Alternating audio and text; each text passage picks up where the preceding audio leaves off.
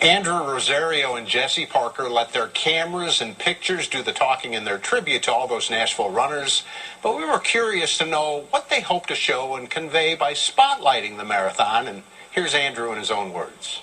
Well, I decided to do the short film to celebrate Nashville, and I'm a native Nashvilleian, and I'm very proud of course, the musical heritage and the great artists that are here, but they're also great athletes.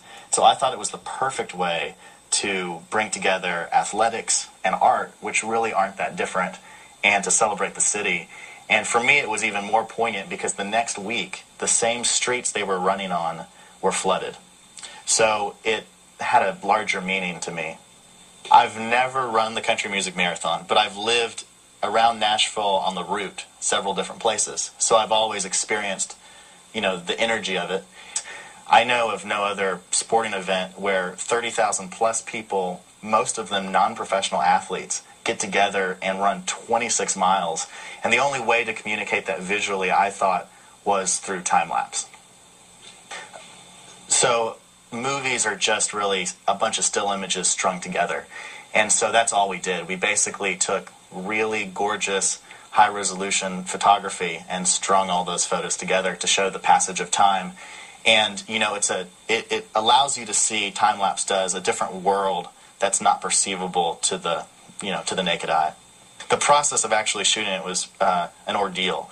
We scouted all 26 miles, drove it in the car, filmed the route, reviewed the footage, picked out locations, and it was all theoretical because on the day of the event, we didn't know what roads would be blocked off.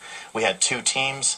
It was only 2 cameras that shot the whole thing, and each camera had a car, and we would leapfrog ahead for 3 hours. It was exhausting.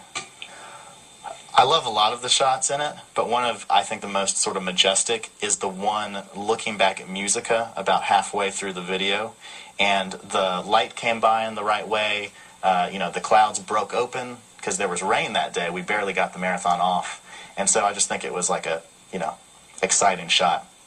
I hope that the audience's reaction is one really of sort of deep wonder and beauty about the sacrifice that athletes make. Because really, I don't think that artists and athletes are so different. There's this kind of misconception that athletes and artists are enemies in some way.